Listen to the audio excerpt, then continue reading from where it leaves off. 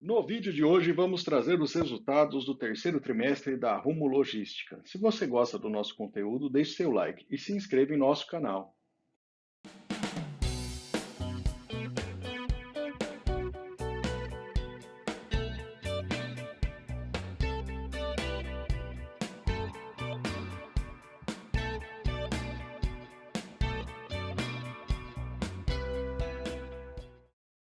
E vamos começar a falar pelos destaques da empresa apresentados no terceiro trimestre. Começando com os pontos positivos, temos a assinatura de mais um contrato de autorização e aumento significativo do market share no Mato Grosso e no Porto de Santos. Os números do trimestre não foram tão positivos. O TKU, tonelada por quilômetro útil, caiu quase 7% e a tarifa subiu somente 2% em um ano em que tivemos inflação na ordem de 10%. Com isso, a EBITDA caiu quase 19% e o lucro líquido do trimestre ficou em 51 milhões de reais. Abrindo agora o indicador operacional, o maior responsável pela queda foi justamente o produto mais transportado pela empresa. O transporte de grãos caiu 16% em relação ao mesmo período do ano passado. Em compensação, tivemos melhora para o transporte de fertilizantes, combustíveis e containers. Mas ainda assim, a queda da receita da ordem de 4% em relação ao mesmo trimestre do ano passado, o maior impacto no EBITDA da Rumo foi devido aos custos fixos e variáveis, que subiram 19,6% e 9,8% respectivamente. Como havia comentado, o aumento da tarifa deveria ter acompanhado a inflação de certa forma, e de certa forma a empresa não está conseguindo repassar esses custos para o cliente final. Outro ponto importante, falaremos da dívida um pouco mais adiante, mas com o aumento da inflação e das taxas de juros, a tendência é de aumento do custo da dívida das empresas, dessa forma afetando o resultado financeiro, o que impacta em uma redução do lucro de 171 milhões há um ano atrás para 51 milhões agora.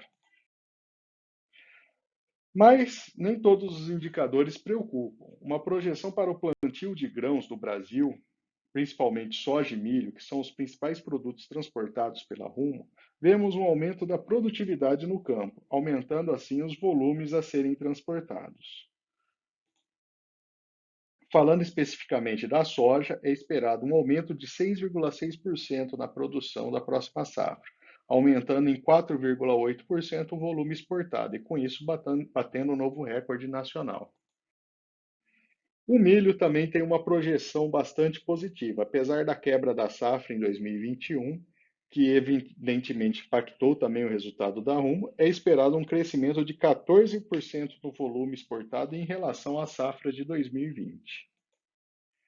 A empresa também tem focado em novos projetos, aumentando a capacidade de movimentação da malha central, que atende principalmente o estado de Goiás. O histórico de lucro por ação, apesar de ter alguns anos ruins entre 2014 e 2017, a empresa já marca lucros seguidos aí há 4 anos. É um ponto positivo, a empresa se recuperou. A relação preço por lucro da ação está em um patamar elevado. Ela sempre esteve acima de 52 e atualmente está acima de 60.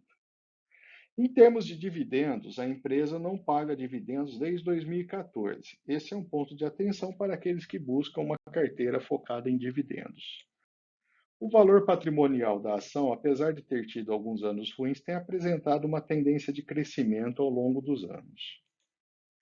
A relação preço por valor patrimonial tem ficado próximo a 2, o seu valor mais comum aí no histórico.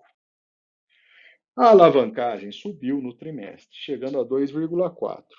Houve um aumento de 9% na dívida líquida da empresa, e vendo o perfil da dívida, temos valores relevantes a serem pagos em 2025, 2028 e depois de 2030.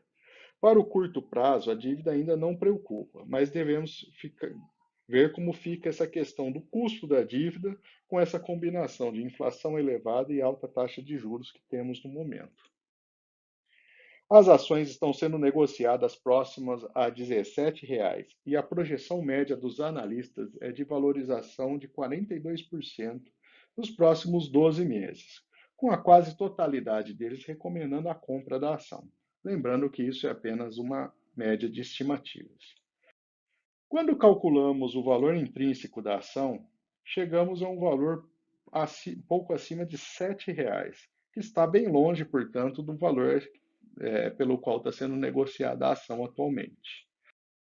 Analisando o investimento em longo prazo, vemos uma diferença muito grande dos valores da ação. Somente quem investiu há 5 anos conseguiu obter um rendimento satisfatório, devido principalmente aí à valorização do papel.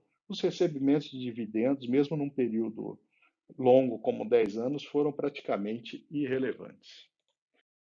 E agora os pontos positivos e negativos para investimento nas ações da Rumo.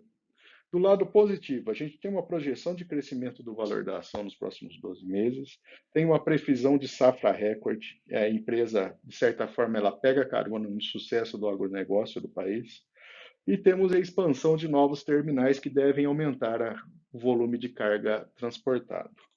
E do lado negativo, a gente tem uma empresa que não paga dividendos há um longo tempo, né? E teve períodos ali de prejuízos relevantes.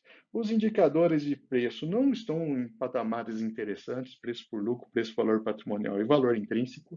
E o histórico de investimentos, eles têm grandes oscilações, ou seja, tem quem investiu há um ano perdeu muito, quem investiu há 5 ganhou muito, e quem investiu há 10 perdeu muito. Ou seja, né, não tem uma tendência muito clara e definida. Se você gostou do nosso conteúdo, considere se inscrever e deixe seu like no vídeo. E comente abaixo que ação ou que empresa gostaria de ver analisada em um próximo vídeo.